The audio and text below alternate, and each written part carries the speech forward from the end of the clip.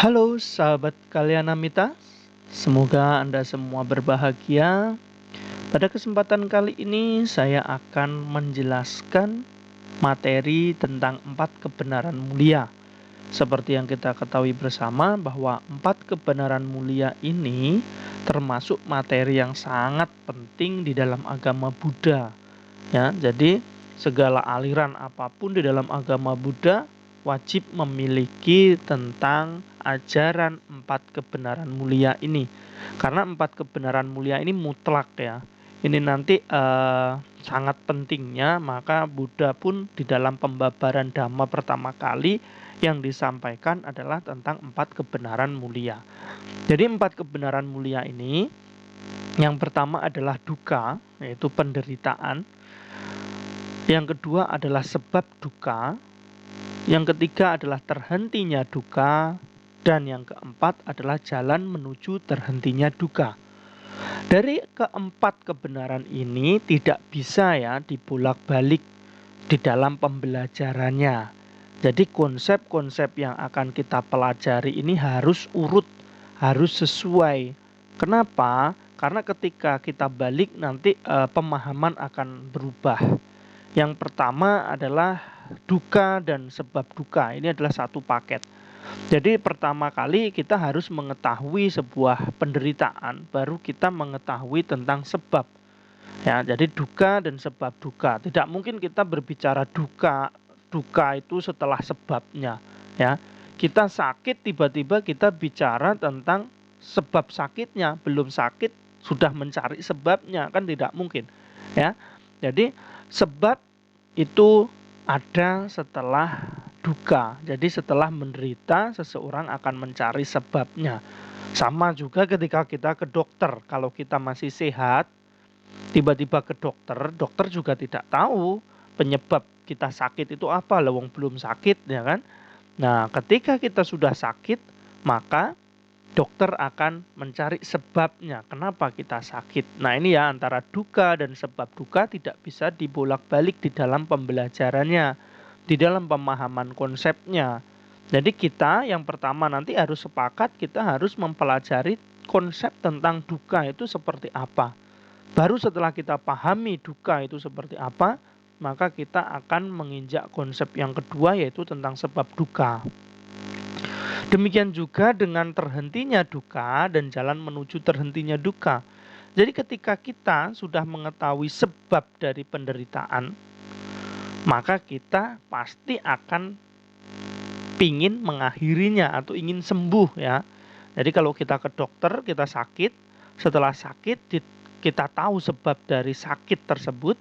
Nah, ketika sudah tahu sebabnya, oh karena makanan tidak higienis, oh karena salah makan dan sebagainya, maka kita yang pasti adalah ingin sembuh ya. Maka di sini ada terhentinya dukkha, ingin sembuh. Ketika sudah ingin sembuh, tujuan kita adalah sembuh, maka selanjutnya adalah jalan menuju dari kesembuhan tersebut apa. Nah, misalkan nanti dokter menganjurkan jalannya mengikuti resep seperti ini ya. Jadi kalau kita tidak ingin sembuh juga dokter tidak bisa memberikan resep. Ya, itu demikian juga dengan ajaran daripada Sang Buddha. Kita harus memahami terlebih dahulu apa itu dukkha.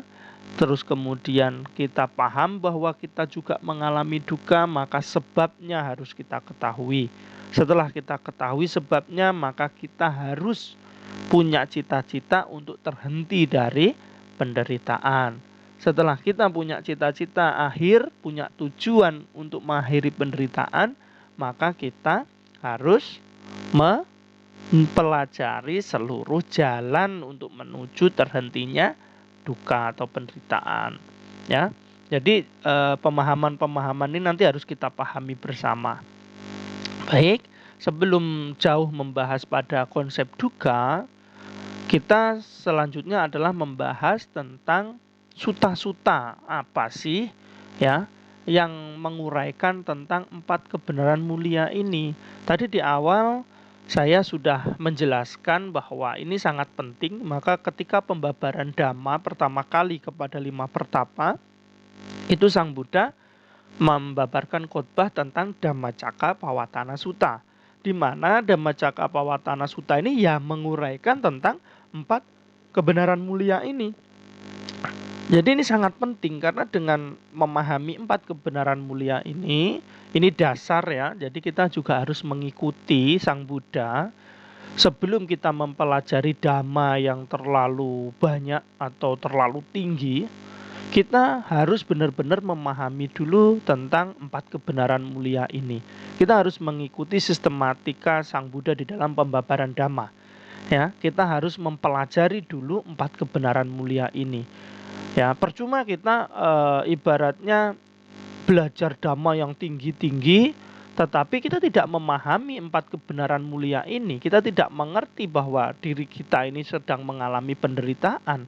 Ya, maka inilah ketika kita tidak memahami ini semua, ini akan menciptakan individu-individu yang egois, ya, merasa lebih pintar dhammanya, merasa super power, merasa memiliki pemahaman dhamma yang luar biasa, akhirnya menjadi individu-individu yang egois, sombong, ya, congkak dan sebagainya.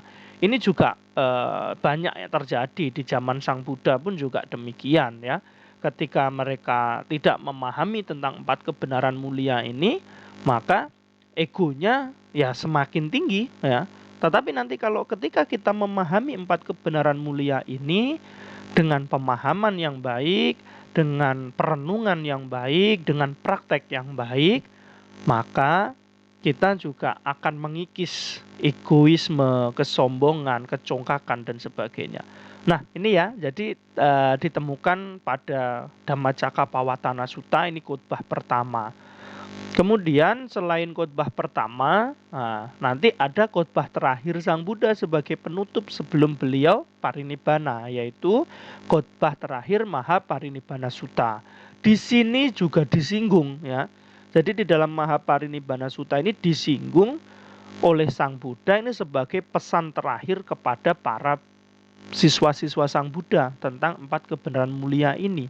Secara singkatnya, di dalam Mahaparinibbana Sutta, Sang Buddha mengatakan, karena tidak memahami 4 kebenaran mulia ini, sebelumnya Sang Buddha sendiri dan para biku itu mengelana di samsara ya. Jadi lahir, tua, mati, terus bertumimbal lahir yang tiada habisnya.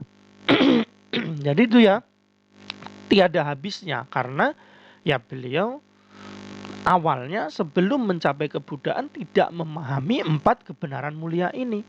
Nah, setelah memahami ini semua, maka tidak ada lagi penderitaan, tidak ada lagi keinginan untuk terlahir kembali, tidak ada lagi kelahiran-kelahiran di alam-alam manapun. Ya, jadi di sini bisa kita lihat di dalam pembahasan pembabaran ini, Sang Buddha membabarkan khotbah pertamanya, yaitu menjelaskan secara rinci tentang 4 kebenaran mulia, dan di khotbah terakhir sebelum beliau parinibbana, Sang Buddha juga menegaskan, memberikan pesan akan pentingnya pemahaman tentang 4 kebenaran mulia ini. Jadi 4 kebenaran mulia ini mutlak kita pelajari. Kebenaran mulia ini wajib dan harus kita pelajari sebagai umat Buddha. Ya, ketika kita nanti memahami ini semua, maka esensi dari ajaran Buddha ini sedikit banyak telah kita pahami nanti ya. Oke, selanjutnya kita pada video pembahasan kali ini hanya akan membahas duka atau penderitaan. Kenapa? Ya seperti tadi yang di awal itu tidak bisa dibolak-balik ya. Kita harus memahami urut satu demi satu. Ketika pemahaman duka ini tidak kita miliki, yang ditakutkan nanti kita memiliki pandangan salah. Pandangan salah terutama tentang ajaran Sang Buddha.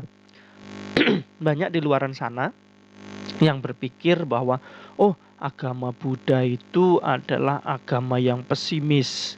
Agama Buddha itu hanya bicara penderitaan, berbicara tidak memuaskan.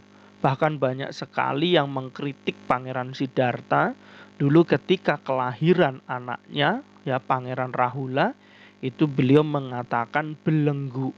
Nah, Rahula jatuh, satu belenggu telah lahir. Ya, beliau tidak memiliki rasa sukacita atas kelahiran anaknya. Ya, kenapa? Kalau kita selidiki, bahkan beliau setelah anaknya lahir mengadakan pesta perayaan, beliau meninggalkan istana dan buru-buru menjadi seorang pertapa. Karena beliau melihat penderitaan yang luar biasa setelah anaknya lahir ini, beliau banyak kecemasan, ya, akan ditinggal pergi, akan perpisahan, akan usia tua dan sebagainya. Akhirnya beliau berjuang untuk menjadi Buddha dan suatu saat akan menyelamatkan keluarganya, ya. Jadi di situ banyak orang yang beranggapan agama Buddha itu agama pesimis. Agama Buddha itu hanya bicara duka, hanya bicara penderitaan. Nah, ini kita harus pahami di sini. Kalau kita tidak memahami itu, kita akan larut terbawa omongan orang lain yang akhirnya membuat keyakinan kita terkikis. Ini penting ya, terutama adik-adik yang masih belajar, seorang pelajar nih penting ini, bahwa kita harus memahami dengan benar ajaran Sang Buddha sehingga tidak ada keraguan di dalam hati kita, ya, hati kalian, sehingga keyakinan kalian, sadar kalian bisa bertambah. Baik, saya akan menjelaskan langsung saja tentang duka. Duka ini sebenarnya mengacu kepada rasa tidak puas, ya, sebenarnya. Jadi ketidakpuasan yang disebut dengan penderitaan itu adalah sikap mental atau batin kita, perasaan kita yang selalu tidak puas. Itulah yang dikatakan penderitaan. Dan seluruh manusia, seluruh makhluk hidup yang ada di dunia ini, mau beragama apapun, mau sekaya apapun, semuanya mengalami penderitaan. Ini Sang Buddha melihat ini dengan realistis, ya, dengan apa adanya. Jadi bohong ketika seseorang mengatakan, wah, saya tidak menderita kok, saya selalu bahagia dengan memeluk agama ini, saya selalu diberkahi, saya selalu bahagia. Itu bohong, ya. Bahkan Pangeran Siddhartha sendiri pun mengalami duka, ya. Baru seseorang dikatakan tidak mengalami duka ketika mereka telah mencapai buah dari kesucian, ya. Pangeran Siddhartha saat belum mencapai tingkat kesucian kebudaan, sebelum menjadi Buddha, beliau menderita. Semuanya menderita, walaupun seorang raja juga menderita. Ayahnya Pangeran Siddhartha seorang raja juga menderita. Semua raja, semua pemimpin, semua orang kaya juga menderita, ya. Jadi kita bisa simpulkan agama Buddha ini agama yang realistis, bukan agama yang pesimis, ya. Agama Buddha tidak pernah mengatakan yang muluk-muluk terhadap umatnya, kepada umatnya. Oh, agama Buddha mengantarkan kesejahteraan, mengantarkan kebahagiaan, tidak. Tetapi Sang Buddha realistis menunjukkan bahwa kehidupan ini adalah penderitaan. Ya, menurut uraian Buddha dalam Dhammacakkappavattana Sutta, penderitaan itu apa saja sih? Yang pertama itu kelahiran. Dikatakan oleh Buddha di dalam Dhammacakkappavattana Sutta, di dalam khotbah beliau, ya, kelahiran itu adalah penderitaan. Ini harus kita pahami nih, yang dimaksud kelahiran adalah penderitaan bagaimana? Pak, bukankah kelahiran itu dinantikan oleh banyak orang? Ketika seseorang lahir, anaknya lahir, cucunya lahir, keponakannya lahir, adiknya lahir, mereka bersuka cita. Ada yang mengadakan syukuran, ada yang mengadakan selamatan dan sebagainya. Lalu kenapa kelahiran dikatakan sebagai penderitaan? Nah, di sini sebenarnya yang dikatakan kelahiran sebagai penderitaan itu adalah kelahiran bagi kita nih, karena nanti akan diikuti oleh sifat-sifat atau kondisi-kondisi yang tidak memuaskan. Ketika seseorang lahir, maka siap-siap dia akan mengalami yang dinamakan penuaan. Ini hukumnya wajib, ya. Orang yang lahir pasti akan tua, ya, pasti akan mengalami penderitaan. Justru kalau tidak mengalami tua, tiba-tiba masih kecil meninggal dunia atau masih muda meninggal dunia, itu berarti juga sudah dikatakan mengalami penderitaan. Berarti karena adanya kelahiran maka akan diikuti ya oleh penuaan, oleh rasa sakit, oleh kematian. Jadi disitulah kelahiran juga dikatakan sebagai penderitaan. Karena adanya kelahiran maka ada sakit, ada tua, ada kematian, ya. Karena ada kelahiran maka nanti akan berkumpul dengan yang tidak menyenangkan.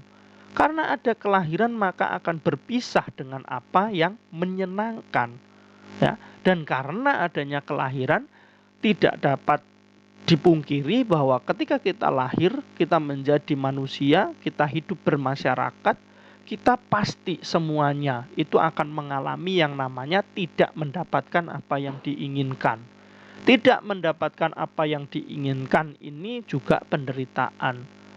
Seorang walaupun kaya, hartanya melimpah, pasti ada hal-hal yang tidak didapatkan dari apa yang dia inginkan. Ya, pasti itu. Apalagi ketika seseorang itu tidak memahami dhamma, tidak memiliki rasa puas, ya. Bahkan seorang yang kaya raya akhirnya juga ingin ini, ingin itu, punya mobil satu nggak cukup, punya mobil dua nggak cukup, ya, ingin punya pesawat dan sebagainya, jet pribadi, ya. Jadi di situ penderitaan itu akan selalu mengikuti di mana ada kelahiran, ya. Ini semua makhluk mengalami ini, ya. Jadi tidak ada makhluk di muka bumi ini yang tidak mengalami penderitaan. Mau dia memeluk agama apapun, dia tetap menderita, ya. Semuanya tetap menderita. Kita dikatakan tidak menderita ketika sudah menjadi orang yang mencapai kesucian. Ya, jadi kita pahami ya di sini penderitaan itu lebih mengarah kepada kualitas batin yang tidak puas. Maksudnya apa? Ketika kita mengalami tua, penuaan itu wajar. Tapi ketika batin kita menolak, maka disitulah penderitaan hebat terjadi. Banyak orang yang takut menjadi tua. Rambutnya berwarna putih, ada 1-2 helai sudah bingung untuk ngecatnya dengan warna hitam, dengan warna kuning dan sebagainya.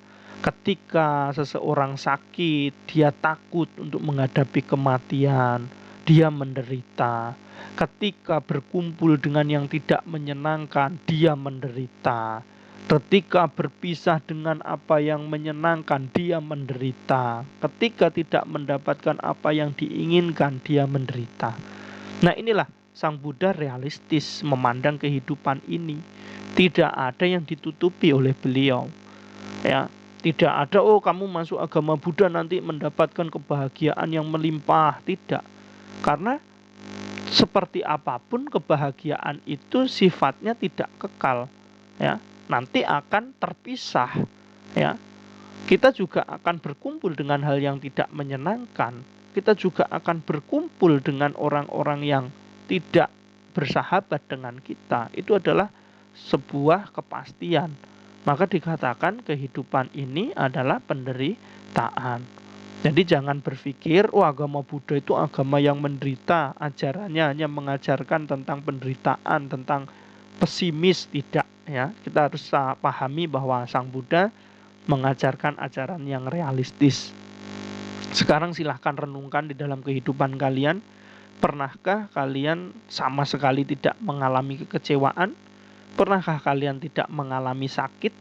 Atau tidak pernah ditinggal oleh keluarga, teman, dan sebagainya? Coba renungkan. Ketika Anda renungkan benar-benar, antara kebahagiaan dan penderitaan itu selalu ada, ya. Di mana ada kebahagiaan, di belakangnya pasti akan ada penderitaan. Contoh, ketika Anda sukses, karir Anda di atas, ingat, suatu saat karir itu meredup atau bahkan itu jatuh. Itulah yang dikatakan penderitaan, karena kita berpisah dengan apa yang menyenangkan. Ketika Anda punya uang dan sebagainya, di situ Anda siap-siap untuk kehabisan uang, ya. Maka Anda saat mengalami itu semua, Anda mengalami penderitaan. Jadi realistis Sang Buddha itu menjelaskan tentang kehidupan.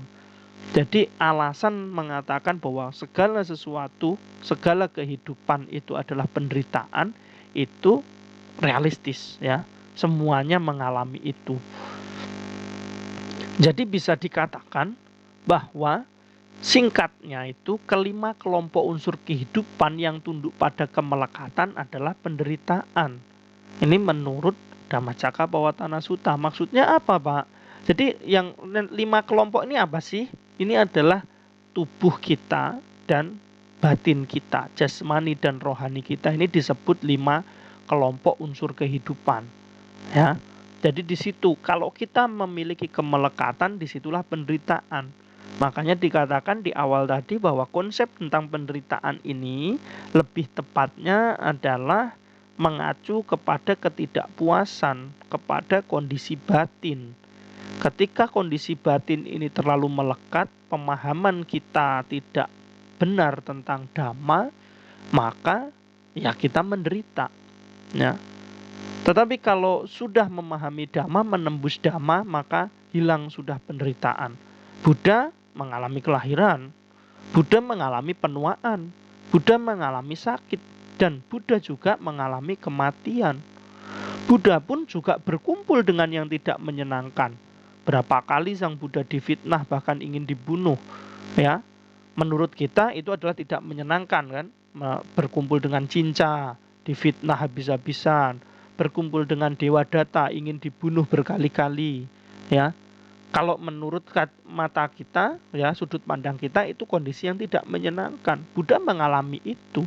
Kemudian berpisah dengan apa yang menyenangkan, ya berpisah dengan ayahnya yang meninggal dunia duluan, ya.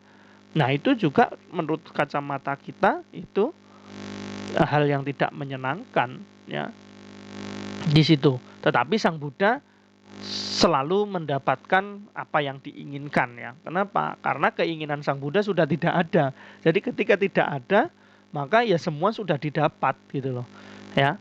Nah, karena Sang Buddha tadi sudah mencapai kondisi batin yang menghilangkan penderitaan, maka walaupun mengalami kelahiran, penuaan, sakit, kematian, berkumpul dengan orang yang membencinya, berpisah dengan orang yang mengasihinya, Sang Buddha biasa saja. Sang Buddha tidak mengalami penderitaan.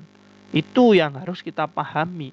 Jadi konsep ajaran Sang Buddha tentang penderitaan, tentang kehidupan ini adalah penuh penderitaan, harus kita pahami secara bersama bahwa itu adalah konsep yang berkaitan dengan batin. Konsep yang berkaitan dengan kondisi kejiwaan kita. Ya, semuanya mengalami ini semua. Semuanya. Siapapun tidak terkecuali akan mengalami duka. Ini kebenaran yang tidak bisa untuk dibantahkan oleh siapapun. Terutama di dalam kondisi dunia ini. Ya. Semuanya sepakat, semua agama sepakat bahwa dunia ini sementara, dunia ini tidak ada kebahagiaan yang mutlak, semua sepakat. Ya, makanya setiap agama punya konsep untuk mencapai kebahagiaan yang hakiki menurut mereka. Kalau saudara-saudara kita yang lain punya konsep kebahagiaan hakiki nanti mati masuk surga. Ya, karena di alam manusia ini termasuk alam penderitaan, semuanya sepakat. Buddha juga sama punya konsep. Di alam dunia ini penderitaan, maka nanti untuk mengakhiri penderitaan ya tidak terlahir lagi. Nah, nanti ada di pembahasan berikutnya. Jadi pada video kali ini kita harus sepakati bersama bahwa kita itu mengalami penderitaan. Semuanya kita harus pahami bersama tentang duka ini, ya. Nah, tadi 5 kelompok kehidupan itu apa? Yaitu jasmani dan rohani. Batin kita atau rohani kita itu juga terdiri dari 4. Ya. 4 apa saja? Perasaan, pencerapan, bentuk-bentuk pikiran, kesadaran. Nah, ini semua yang mengalami juga penderitaan. Perasaan ada suka dan tidak suka.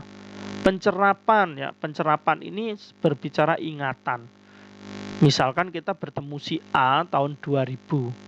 Ketika 2022 kita bertemu lagi, kita ingat, oh dia yang dulu memukul saya, misalkan. Ingat, pencerapan kita langsung mencerap itu.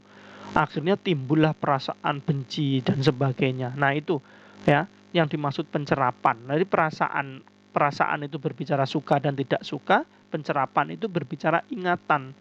Ya, ingatan. Ya. Nah, jadi kalau berbicara dendam itu ya antara pencerapan dan perasaan ini menjadi satu. Kemudian muncul bentuk-bentuk pikiran. Dendam, oh ingin saya ginikan, ingin saya balas dendam dan sebagainya, itu masuk dalam bentuk-bentuk pikiran. Nah, ketika perasaan, pencerapan dan bentuk-bentuk pikiran ini tidak terkendali, maka kesadaran kita lemah. Ya, kesadaran kita lemah. Nah, kesadaran ini berbicara bukan berarti orang yang nggak sadar itu orang yang ini ya pingsan gitu, enggak ya. Tetapi yang dimaksud kesadaran di sini adalah mereka yang menyadari tentang kehidupan. Nah, jadi tingkat kesadaran seseorang berbeda di situ, ya. Nah, ini sedikit nanti lebih jauh saya akan memberikan materi khusus tentang pancakanda. Nah, untuk sementara ini kita membicarakan tentang 4 kebenaran mulia, dan di video ini masih saya batasi pada duka ya. Demikian penjelasan tentang duka. Nanti saya akan mengupload kembali video tentang sebab duka. Jadi jangan lupa untuk like, share, komen ya. Kalau ada pertanyaan silahkan nanti ditanyakan. Jadi saya bisa menjawab di video yang berikutnya, terutama tentang duka ini. Dan jangan lupa untuk menyalakan loncengnya. Jadi ketika saya mengupload video terbaru tentang lanjutan dari penjelasan ini, kita semua bisa mengikuti. Nah, untuk di akhir, setelah pembabaran ini, pembahasan ini, saya menyantumkan satu buah video ya, anggap sebuah hiburan. Ada lagu dari negeri Thailand ya, di mana di situ menjelaskan tentang sifat daripada 5 kanda atau jasmani kita, terutama jasmani dan rohani kita ya. Di situ kalau kita dengan seksama, jangan di skip videonya nanti untuk nonton ya. Dengan pemahaman yang baik, dengan pencerapan yang baik, dengan perenungan yang baik, video ini juga akan membawa kepada kemajuan batin. Jadi silahkan untuk menonton dan silahkan untuk merenungkan. Demikian atas pembabaran Dhamma berkaitan dengan duka. Semoga Anda semua berbahagia dan semoga Anda semua mampu untuk mendapatkan pencerahan dan kemajuan batin. Selamat menyaksikan.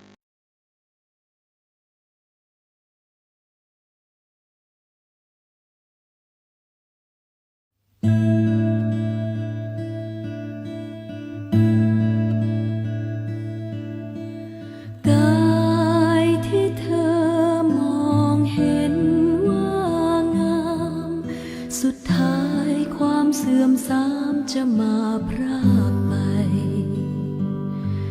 ร่วงโรยลงใน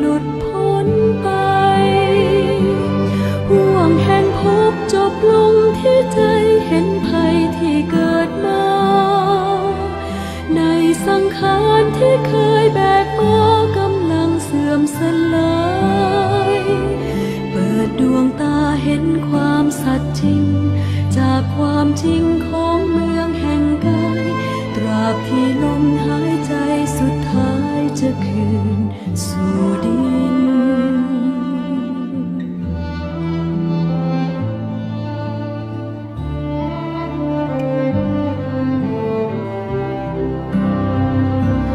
หากเธอมองทุกการเกิดมาที่มีอย่างลึกซึ้งเราทั้งหลายต่างถูกรัดรึงด้วยกามและตัณหา